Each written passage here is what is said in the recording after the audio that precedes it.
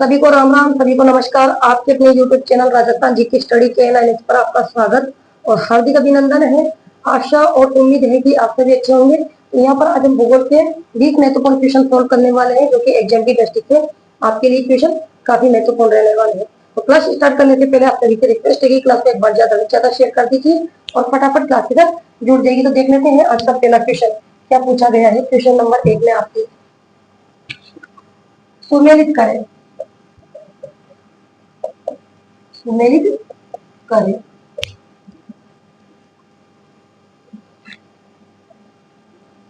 भारत में राजस्थान की स्थिति। भारत में राजस्थान की स्थिति नैऋत्य कोण। ये ऑप्शन में आपको दिया गया है। विश्व में राजस्थान की स्थिति, विश्व में राजस्थान की स्थिति वायव्य कोण सुमेलित करना ही, ठीक है। सी ऑप्शन में आपको दिया गया है एशिया में राजस्थान की स्थिति।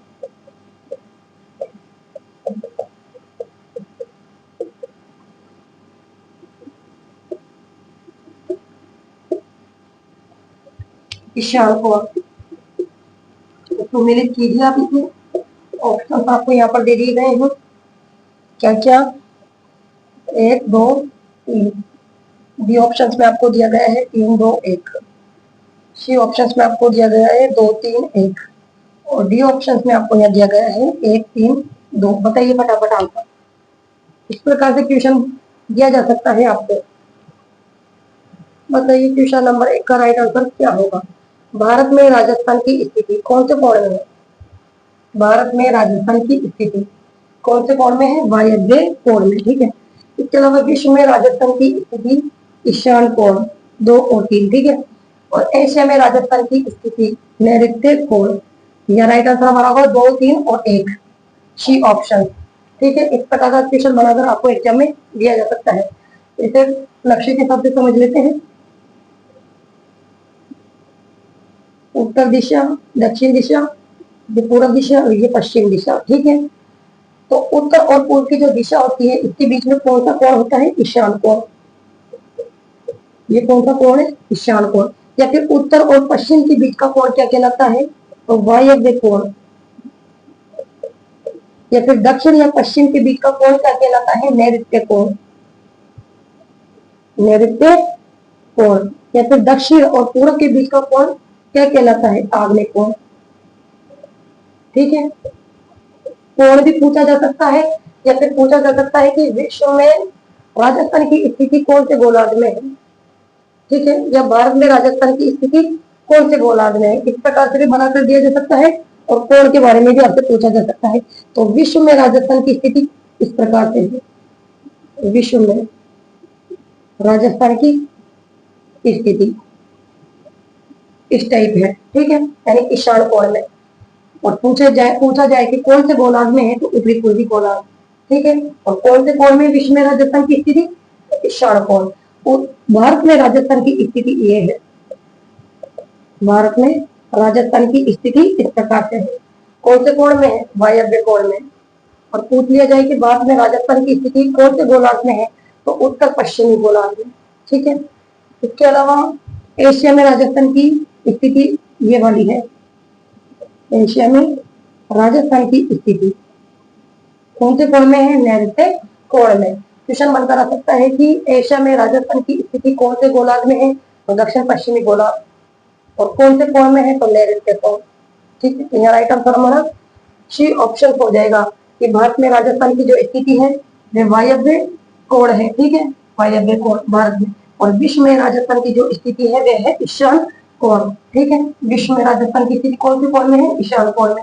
लेकिन एशिया में राजस्थान की स्थिति कौन से कोण में है? तो नैऋत्य कोण, ठीक है। इस प्रकार से क्वेश्चन आ सकता है।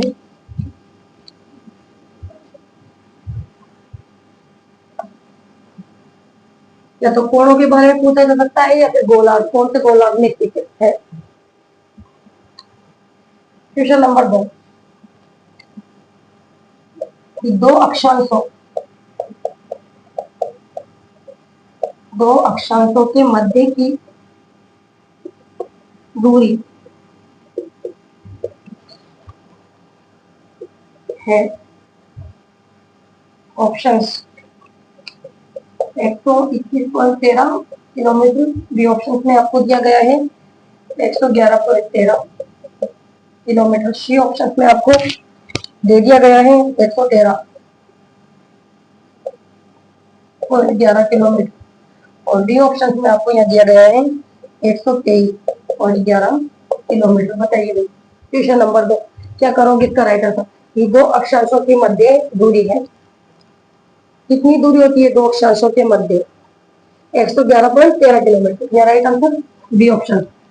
देख लेते हैं, ये ग्लोब है, ठीक है, और उत्तर से जो दक्षिण के बीच में जो रेखा जाती है उसे कौन सी रेखा कहते हैं, 0 डिग्री देशांतर। क्वेश्चन बनकर आ सकता है कि उत्तर से दक्षिण की तरफ जाने वाली रेखा कौन सी रेखा कहलाती है, तो ये कहलाती है 0 डिग्री देशांतर रेखा, और इसका अन्य नाम है ग्रीनविच रेखा, इसे ग्रीनविच रेखा के नाम से भी जाना जाता है, ठीक है। या फिर पूर्व से पश्चिम की ओर जाने वाली रेखा कहलाती है 0 डिग्री अक्षांश, 0 डिग्री अक्षांश, और इसे क्या कहते हैं, भूमध्य रेखा, इसका अन्य नाम है भूमध्य रेखा। क्वेश्चन बनाकर दिया जा सकता है आपको कि 0 डिग्री देशांतर रेखा का अन्य नाम है ग्रीनविच रेखा, या फिर 0 डिग्री अक्षांश रेखा का अन्य नाम है भूमध्य रेखा। इसके अलावा 23.1/2 डिग्री उत्तरी अक्षांश, ये रेखा का क्या नाम है बताइए। क्वेश्चन बनकर आ सकता है कि 23.1/2 डिग्री उत्तरी अक्षांश कौन सी रेखा का नाम है, तो यह है कर्क रेखा, ठीक है। या फिर 23.1/2 डिग्री दक्षिणी अक्षांश रेखा का क्या नाम है, अन्य मकर रेखा, मकर रेखा, ठीक है। तो उत्तर से जो दक्षिण की ओर रेखाएं होती है इस प्रकार से, ये क्या कहलाती है, देशांतर। और आप जानते हो कुल देशांतर कितने होते हैं, 360। कुल देशांतरों की संख्या कितनी होती है, 360। तो उत्तर से दक्षिण की तरफ जो रेखा खींची जा रही है वो तो देशांतर रेखा है, और पूर्व से पश्चिम की ओर इस प्रकार से ये जो रेखा है ये क्या है, अक्षांश, ठीक है, ये क्या है, अक्षांश, ठीक है। और दो अक्षांशों के बीच की जो दूरी होती है उसे क्या कहते हैं, गोरे। क्वेश्चन बनाकर दिया जा सकता है कि दो अक्षांशों के बीच की जो दूरी होती है वे कहलाती है गोरे, और दो अक्षांशों के मध्य जो दूरी होती है कितने किलोमीटर, 111.13 किलोमीटर, ठीक है। तो इसकी दूरी के बारे में पूछ रहा है, ये 111.13 किलोमीटर इसकी दूरी होती है। समझ रहे हैं कि उत्तर से दक्षिण की ओर खींची जाने वाली रेखा देशांतर रेखा, पूर्व से पश्चिम की ओर जो रेखा खींची जा रही है उसे कहते हैं 0 डिग्री अक्षांश यानी भूमध्य रेखा, ठीक है। 23.1/2 डिग्री उत्तरी अक्षांश, ये कौन सी रेखा कहलाती है, कर्क रेखा। 23.1/2 डिग्री दक्षिणी अक्षांश, ये कहलाती है मकर रेखा, ठीक है। तो कुल जो देशांतर है, ये जो देशांतर है उनकी संख्या 360 होती है, और कुल अक्षांशों की जो संख्या है वे कितनी होती है, 181, ठीक है। और जो दो अक्षांश है, ये जो दो अक्षांश हो इसकी जो मध्य की दूरी होती है वे कहलाती है गोरे, और इसकी दूरी कितने किलोमीटर होती है, 111.13 किलोमीटर। तो हमारा राइट आंसर यहाँ आ जाएगा बी ऑप्शन। समझ में आया। नेक्स्ट क्वेश्चन देख लेते हैं।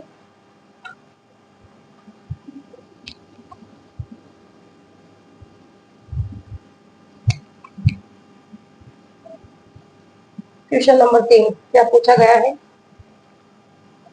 क्वेश्चन नंबर 3 में आपसे कि सर्वाधिक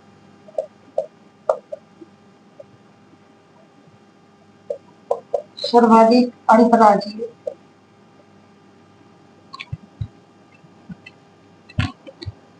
सीमा बनाने वाला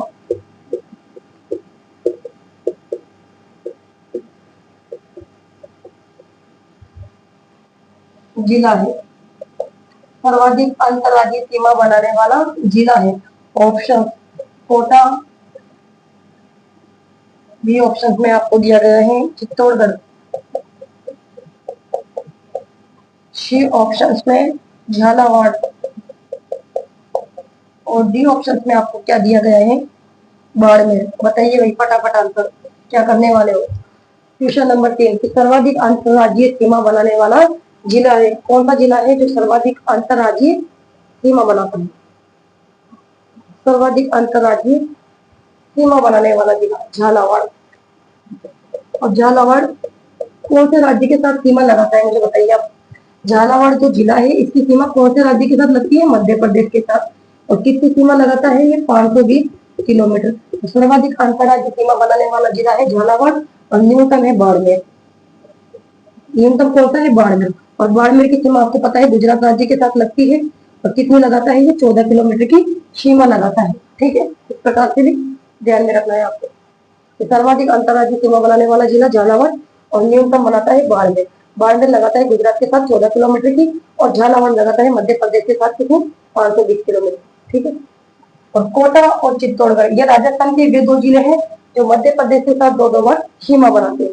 क्वेश्चन बनकर आ सकता है यहाँ से कि राजस्थान के वे दो जिले जो मध्य प्रदेश के साथ दो बार सीमा बनाते हैं, तो कोटा और चित्तौड़गढ़।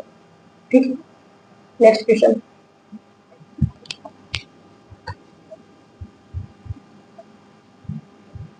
क्वेश्चन नंबर देखते हैं 4।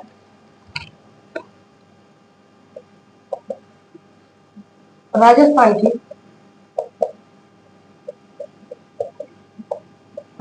के वे हैं जिले, राजस्थान के कितने जिले?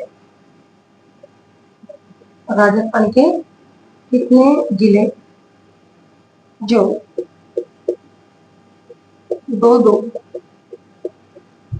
राज्यों से सीमा बनाते हैं? ये भी बड़ा ही शानदार क्वेश्चन है। दो दो राज्यों से सीमा बनाते हैं। ऑप्शंस में आपको 4, बी ऑप्शन में 3, सी ऑप्शन में आपको 3 और डी ऑप्शन में आपको दिया गया है 2। बताइए, फटाफट आंसर दीजिए कि राजस्थान के कितने जिले हैं जो जो जो दो दो राज्यों से सीमा बनाते हैं? ऐसे जिलों की संख्या कितनी है जो दो दो राज्यों के साथ में जिसकी सीमा बनाते हैं? तो राजस्थान के ऐसे कितने जिले हैं? 4 जिले हैं। कौन कौन से जिले हैं, नाम बताइए आप मुझे। एक तो है हनुमानगढ़, ठीक है। इसके अलावा दूसरा है डींग, तीसरे नंबर पर है धौलपुर और चौथे नंबर पर है बांसवाड़ा। ये राजस्थान के वे 4 जिले हैं जो दो दो राज्यों के साथ की सीमा बनाते हैं। तो हनुमानगढ़ की सीमा कौन से 2 राज्यों के साथ लगती है, बताइए। हनुमानगढ़ की सीमा एक तो बनाता है ये पंजाब के साथ, दूसरी बनाता है ये हरियाणा के साथ। ठीक है। और डींग इसकी सीमा लगती है हरियाणा, हरियाणा से भी बनाता है डींग जिला सीमा। और इसके अलावा उत्तर प्रदेश राज्य के साथ भी है सीमा बनाता है। जौनपुर की सीमा आपको पता है उत्तर प्रदेश के साथ भी लगती है, इसके अलावा मध्य प्रदेश के साथ भी लगती है। तो दो दो राज्यों के साथ सीमा बना रहे हैं जिले, राजस्थान के 4 जिले ही है। ठीक है। और बांसवाड़ा, बांसवाड़ा की सीमा आपको पता है मध्य प्रदेश के साथ भी लगती है और गुजरात के साथ भी है सीमा लगाता है।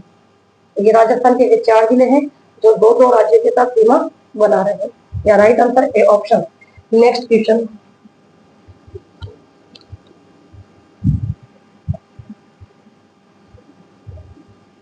क्वेश्चन नंबर देख लेते हैं भाई फटाफट 5। क्या पूछा है? निम्न में से किन तीन नदियों के संगम को,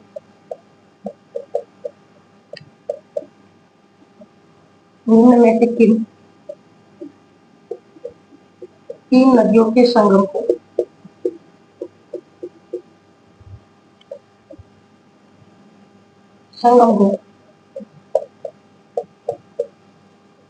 त्रिवेणी कहा जाता है? त्रिवेणी कहा जाता है? ऑप्शन बनास, बेड़च, मेनान।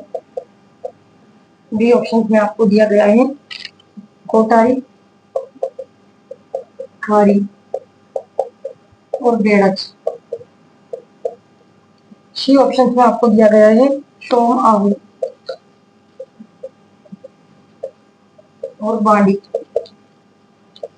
और डी ऑप्शन में आपको यहाँ दे दिया गया है गंभीरी, मासी और धूम।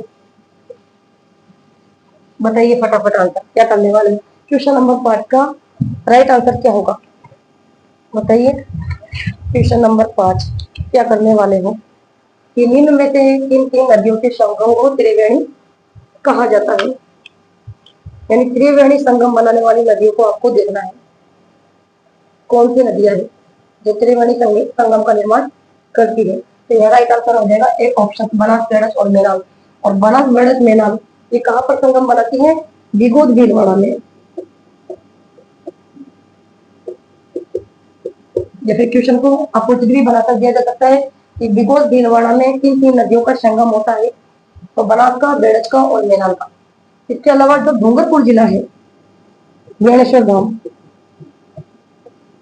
बेणेश्वर धाम यहाँ पर भी तीन नदियों का संगम होता है। बताइए कौन कौन सी नदियों का संगम होता है। सोम माही और जाखम ठीक है।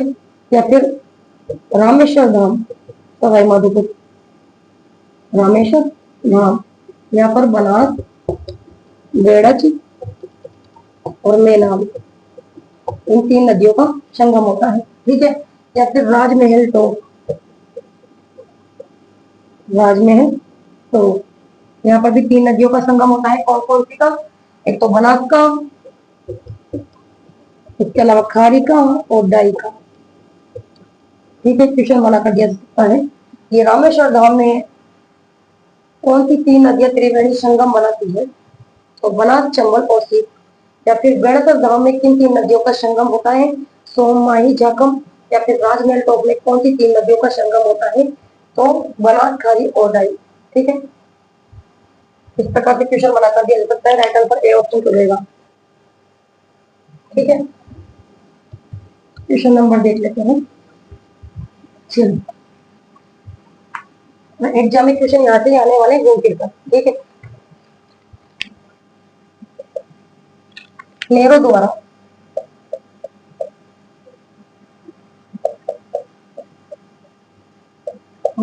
राजस्थान के किस क्षेत्र में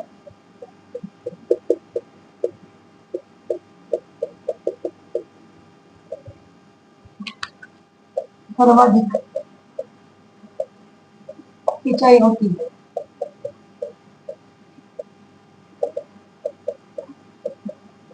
यहाँ पर क्षेत्रों के नाम भी दिए गए आपको। उत्तरी राजस्थान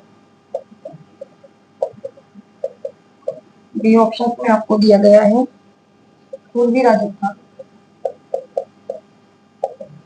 सी ऑप्शन में आपको दिया गया है दक्षिणी पूर्वी राजस्थान। और डी ऑप्शन में आपको दिया गया है यहाँ पर पश्चिमी राजस्थान। बताइए क्वेश्चन नंबर 6 कि नेहरू द्वारा राजस्थान के किस क्षेत्र में सर्वाधिक सिंचाई होती है। नेहरू द्वारा सर्वाधिक सिंचाई वाला जिला कौन सा है श्री गंगानगर। और ये कौन से क्षेत्र में आता है राजस्थान के उत्तरी क्षेत्र में ठीक है। तो नेहरू द्वारा सर्वाधिक जो सिंचाई है राजस्थान के उत्तरी राजस्थान में होती है। और नेहरू द्वारा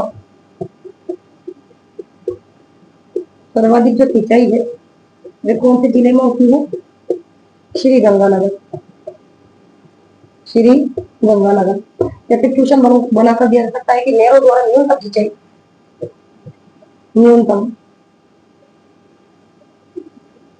न्यूनतम जो सिंचाई है कौन से जिले में होती है नेहरू के द्वारा तो वो होती है जयपुर में ठीक है। तो यहाँ पर तो यही पूछा गया है कि नेहरू द्वारा राजस्थान के किस क्षेत्र में सर्वाधिक सिंचाई होती है तो उत्तरी राजस्थान में। और नेहरू द्वारा सर्वाधिक सिंचाई वाला जिला है श्री गंगानगर और न्यूनतम है जयपुर। जबकि पूर्वी राजस्थान में जो सर्वाधिक सिंचाई है ये होती है कुओं से कुओं द्वारा होती है। और कुओं द्वारा जो सर्वाधिक सिंचाई है ये कौन से जिले में होती है जयपुर में ठीक है। और कुओं के द्वारा न्यूनतम जो सिंचाई है ये कौन से जिले में होती है तो श्री गंगानगर। इस प्रकार से भी क्वेश्चन बनाकर दिया जा सकता है ठीक है। इसके अलावा जो दक्षिणी पूर्वी राजस्थान है इसमें सर्वाधिक सिंचाई कौन से साधन से होती है तालाब से। दक्षिणी पूर्वी राजस्थान क्वेश्चन बनाकर दिया जा सकता है कि दक्षिणी पूर्वी राजस्थान में सर्वाधिक सिंचाई कौन से साधन से की जाती है तो तालाब। और तालाब से जो सर्वाधिक सिंचाई है कौन से जिले में होती है भीलवाड़ा में। तालाबों द्वारा सर्वाधिक सिंचाई वाला जिला है भीलवाड़ा और न्यूनतम है श्री गंगानगर ठीक है। यहाँ राइट आंसर हमारा हो जाएगा ए ऑप्शन नेक्स्ट क्वेश्चन देख लेते हैं।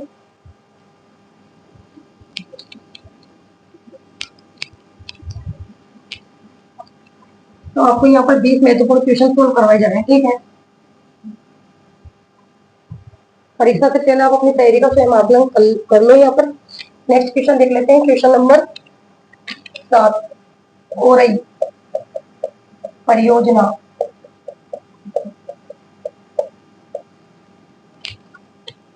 राजस्थान के किस जिले में है? ये भी बड़ा ही शानदार क्वेश्चन।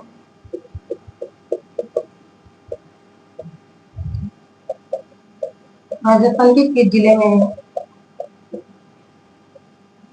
ऑप्शंस करौली, ये ऑप्शन में आपको दिया गया है। सवाई माधोपुर, ये ऑप्शन में आपको दिया गया है। चित्तौड़गढ़, और डी ऑप्शन में आपको दे दिया गया है बाड़मेर। बताइए फटाफट क्या करने वाले हो आप। और जो परियोजना है ये राजस्थान के किस जिले में है? कौन से जिले में है और परियोजना? चित्तौड़गढ़। या राइट आंसर सी ऑप्शन हो जाएगा। और करौली में तो कौन सी परियोजना है? चूली डैम परियोजना। परियोजना का नाम दिया जा सकता है आपको कि जो चूली डैम परियोजना है ये राजस्थान के कौन से जिले में है? तो ये है करौली में। इसके अलावा सवाई माधोपुर में आप सभी जानते हैं इंदिरा गांधी लिफ्ट नहर परियोजना। इंदिरा गांधी लिफ्ट नहर परियोजना क्वेश्चन बनाकर दिया जा सकता है कि इंदिरा गांधी लिफ्ट नहर परियोजना राजस्थान के कौन से जिले में स्थित है? सवाई माधोपुर में। और ये परियोजना चित्तौड़गढ़ में और बाड़मेर में है सुजलम परियोजना। यहाँ से क्वेश्चन पूछा भी गया था पहले एग्जाम में कि सुजलम परियोजना का संबंध राजस्थान के कौन से जिले से है? तो बाड़मेर से, ठीक है। या right answer C option. Next question,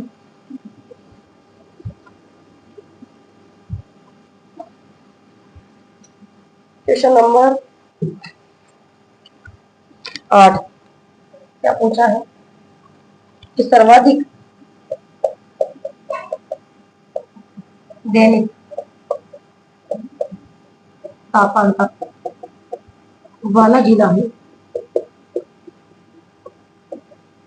सर्वाधिक दैनिक तापमान वाला जिला है। ऑप्शन आपको दे दिए गए हैं यहाँ पर। चूरू, बी ऑप्शन में पलौदी, सी ऑप्शन में आपको दिया गया है कोटा, और डी ऑप्शन में आपको दिया गया है जैसलमेर। बताइए भाई क्या करोगे? सर्वाधिक दैनिक तापमान वाला जिला है कौन सा है?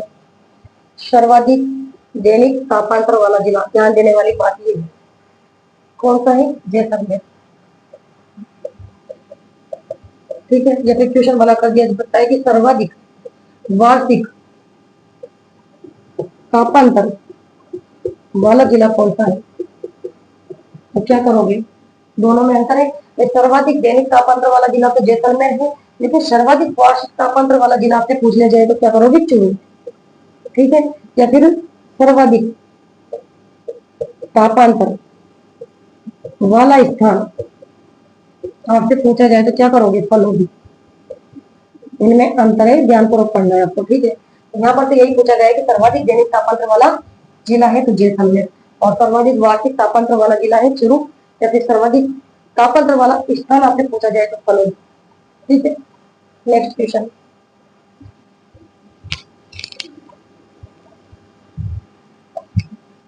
Question number 9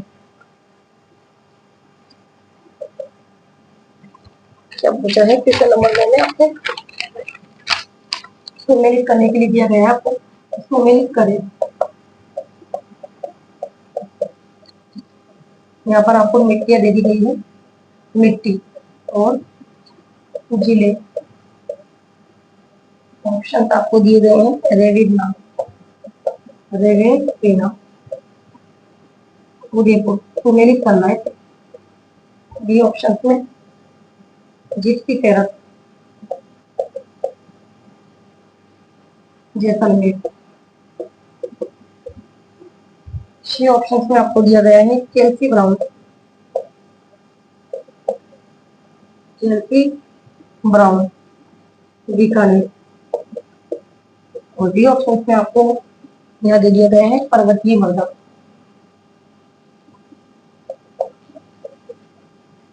Ganganagar. तो मेरे कीजिए आप इतने ऑप्शन आपको यहाँ दिए गए हैं, 1 2 3 4। बी ऑप्शन में आपको दिया गया है 4 3 2 1। सी ऑप्शन में 1 3 4 2 और डी ऑप्शन में आपको दिया गया है 4 3 1 और 2। बताइए क्या करोगे? तो मेरी करें, मिट्टी और जिलों के नाम दे दिए गए हैं। कौन सी मिट्टी कौन से जिले में पाई जाती है? रेवेरी नाम, ये जो मिट्टी है ये कौन से जिले में पाई जाती है? श्री गंगानगर। ठीक है, चौथा ऑप्शन, जिसकी तरफ मिट्टी है बीकानेर। 4 और 3, 4 और 3। ठीक है, कैल्सी जो ब्राउन मृदा है ये पाई जाती है जैसलमेर में। 4 3 और 2। और पर्वतीय मृदा पाई जाती है उदयपुर जिले में। Right answer B option. समझ रहे हैं आप? जो रेवेरी मृदा है श्री गंगानगर में, जिसकी तरह जो मिट्टी है बीकानेर में पाई जाती है, और कैल्सी ब्राउन मृदा पाई जाती है जैसलमेर जिले में। पर्वतीय मृदा पाई जाती है उदयपुर जिले में। Right answer 4 3 2 1 B option. ठीक है, रेगिना श्री गंगानगर, जिसकी तरफ बीकानेर। 4 और 3, कैल्सी ब्राउन जैसलमेर दूसरा ऑप्शन, और पर्वतीय मृदा पाई जाती है उदयपुर जिले में। ठीक है, नेक्स्ट क्वेश्चन देख लेते हैं। Question number 10। इस प्रकार से मिट्टियों के नाम भी दिए जा सकते हैं आपको, और जिलों के नाम दिए जा सकते हैं। इसको सम्मिलित कीजिए। क्वेश्चन नंबर 10, निम्न में से रबी की फसल है।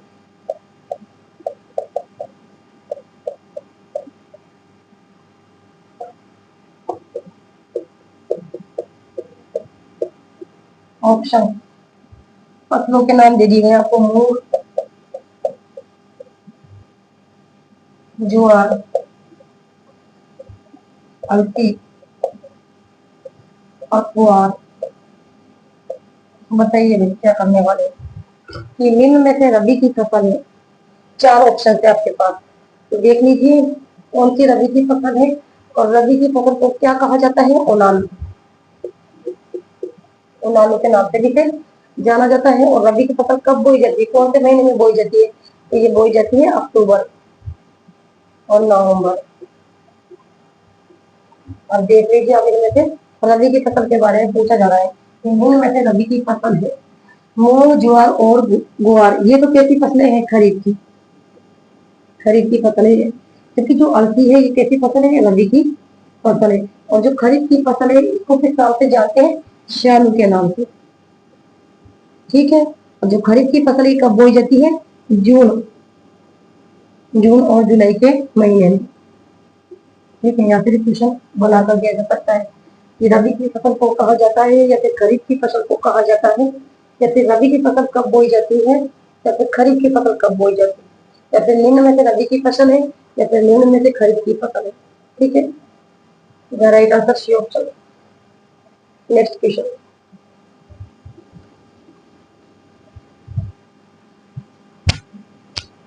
क्वेश्चन नंबर 11 क्या पूछा है कि राजस्थान में कुल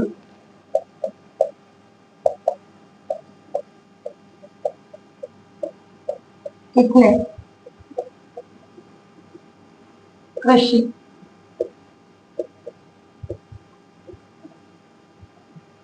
राजस्थान में कुल कितने कृषि विश्वविद्यालय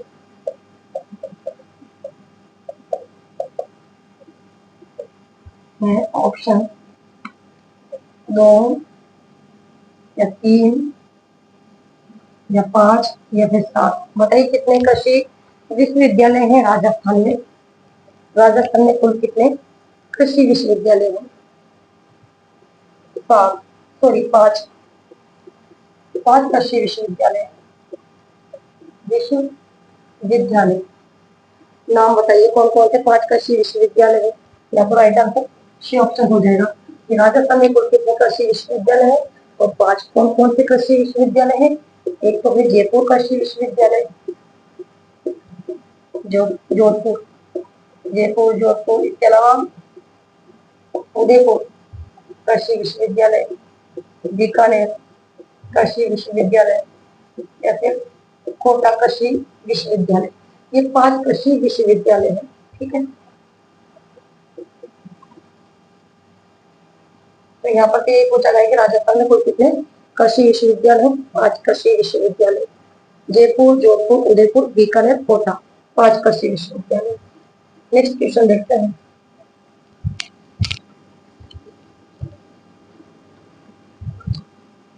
क्वेश्चन नंबर 12, वन्य जीव संरक्षण अधिनियम, वन्य जीव संरक्षण अधिनियम राजस्थान में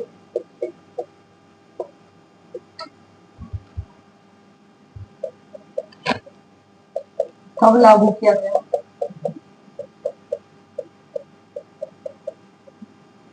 ऑप्शन 1 सितंबर 1973, बी ऑप्शन में आपको दिया गया है 1 सितंबर 1972, सी ऑप्शन में आपको दिया गया है 9 सितंबर 1972 और डी ऑप्शन में आपको दिया गया है 1 सितंबर 1973। बताइए भी क्या करने वाले कि वन्य जीव संरक्षण अधिनियम राजस्थान में कब लागू किया गया? इसकी बात करना है कि राजस्थान में कब लागू किया गया था वन्य जीव संरक्षण अधिनियम। ये लागू किया गया था 1 सितंबर 1973 को। लेकिन क्वेश्चन को बनाकर दे दिया जाए कि भारत में वन्य जीव संरक्षण अधिनियम कब लागू किया गया, तो 9 सितंबर 1972 को भारत में वन्य जीव संरक्षण अधिनियम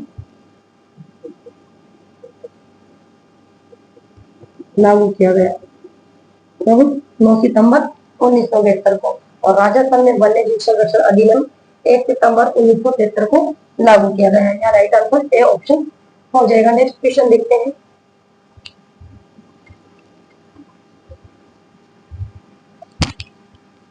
क्वेश्चन नंबर 13, अरावली वृक्षारोपण योजना, अरावली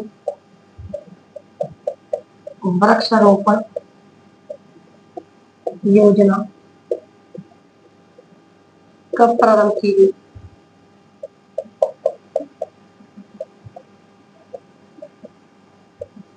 ऑप्शन 1992 या फिर 1972 या फिर 1994 या फिर 1996। बताइए भी क्या करने वाले कि अरावली वृक्षारोपण योजना कब प्रारंभ की गई? कब प्रारंभ की गई थी अरावली वृक्षारोपण योजना? कौन से साल में? 1992 में। यह राइट आंसर है ऑप्शन अरावली वृक्षारोपण योजना जो 1992 में बनाई गई थी। और किसके सहयोग से बनाई गई थी? क्वेश्चन बनाकर दिया जा सकता है किसके सहयोग से स्थापित की गई थी, तो जापान के सहयोग से। ठीक है, अरावली वृक्षारोपण योजना 1992 में और जापान के सहयोग से बनाई गई थी। ठीक है, right answer A option. Next question,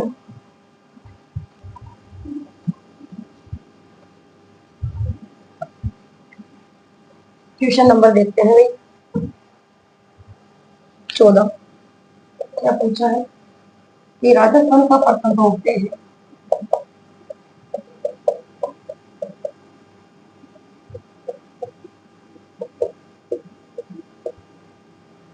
Rajasthan का प्रथम रोपवे है। नाम दे दी गए आपको रोपवे के यहाँ पर। सावित्री माता रोपवे, बी ऑप्शन में दिया गया है मनसापुर, करणी माता रोपवे। ठीक है, सी ऑप्शन में आपको दिया गया है सुंदा माता रोपवे, सुंदा माता रोपवे। और डी ऑप्शन में यहाँ दिया गया है भाई सामोद बालाजी रोपवे। बताइए क्या करने वाले कि राजस्थान का प्रथम रोपवे है। प्रथम रोपवे का नाम पूछा गया है कि राजस्थान का प्रथम रोपवे कौन सा? 4 ऑप्शन है आपके पास। सुंदा माता रोपवे, ठीक है। और ये कहाँ पर है? जालौर में। सुंदा माता रोपवे है, ये राजस्थान का प्रथम रोपवे है और ये है जालौर में। इसके अलावा अगर स्टेशन बनाकर दे दिया जाए कि राजस्थान का दूसरा रोपवे है तो मनसापुर करनी माता रोपवे, ये दूसरा रोपवे है और ये कहाँ पर है? उदयपुर, ठीक है। सावित्री माता जो रोपवे है ये तीसरा रोपवे है और ये कहाँ पर है? पुष्कर अजमेर, पुष्कर अजमेर में, ठीक है। इसके अलावा सावक बालाजी रोपवे ये चौथा रोपवे है और कहाँ पर है? सामोद जयपुर। या फिर पूछा जा सकता है खोने वाले हनुमान जी रोपवे ये कहाँ पर है? जयपुर में, ठीक है।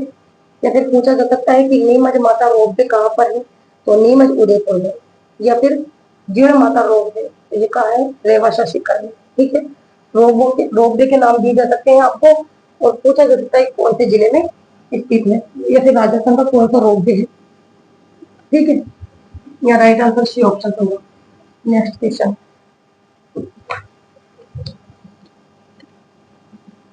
क्वेश्चन नंबर 15 में आपको दिया है सुमेलित करें।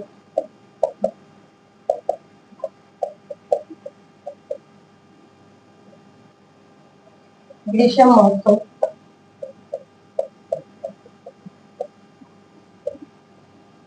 जैसलमेर। बी ऑप्शन में आपको दिया गया है तीज महोत्सव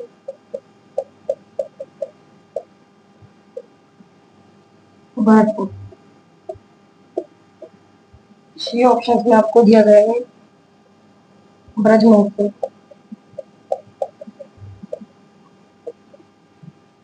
माउंट आबू। और डी ऑप्शन में आपको यहाँ दे दिया गया है मरु महोत्सव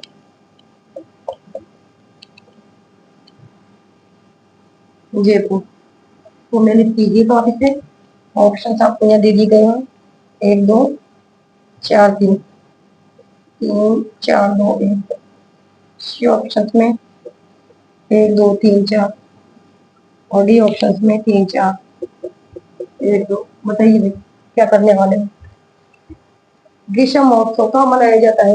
कौन से स्थान या जिले में मनाया जाता है ग्रीष्म महोत्सव? तो ये मनाया जाता है माउंट आबू, तीसरा ऑप्शन, ठीक है। तीज महोत्सव मनाया जाता है जयपुर में। 3 और 4, 3 और 4। इसके अलावा जो ब्रज महोत्सव है ये मनाया जाता है भरतपुर में, दूसरा ऑप्शन, ठीक है। और मरु जो महोत्सव है ये मनाया जाता है जैसलमेर में। हमारा राइट आंसर हो जाएगा बी ऑप्शन, ठीक है। ग्रीष्म महोत्सव माउंट आबू सिरोही, तीज महोत्सव जयपुर में, ब्रज महोत्सव भरतपुर में और मरु महोत्सव मनाया जाता है जैसलमेर में, ठीक है। नेक्स्ट क्वेश्चन,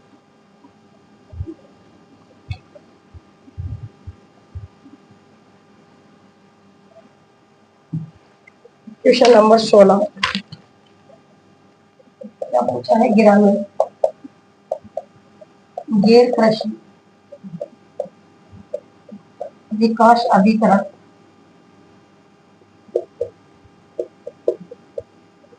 यानी रूडा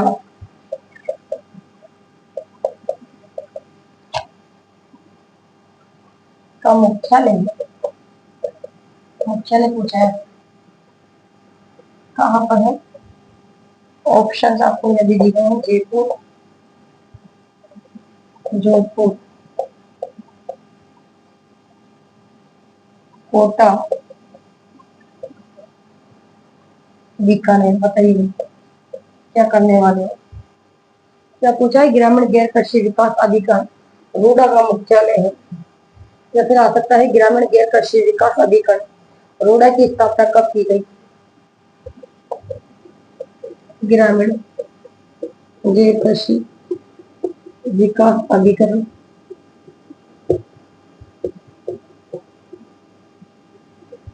यानी रूडा, इसकी जो स्थापना है ये कौन से सन में की गई थी? 1995 में, ठीक है। और इसका जो उद्देश्य है क्या है?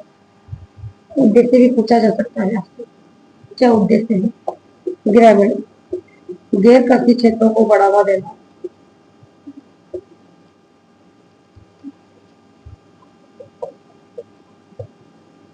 बढ़ावा देना, ठीक है। और इसका जो मुख्यालय है वे कहाँ पर है? जयपुर मुख्यालय, ये है जयपुर में। यहाँ पर मुख्यालय का नाम भी पूछा गया है, कहाँ पर है, तो राइट आंसर ए ऑप्शन। ग्रामीण गैर कृषि विकास अभिकरण का मुख्यालय है Jaipur, right answer A option. Next question, question number देख लेते हैं 17।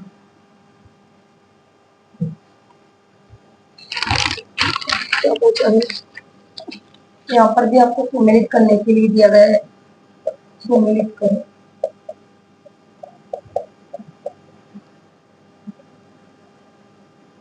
श्री सीमेंट कारखाना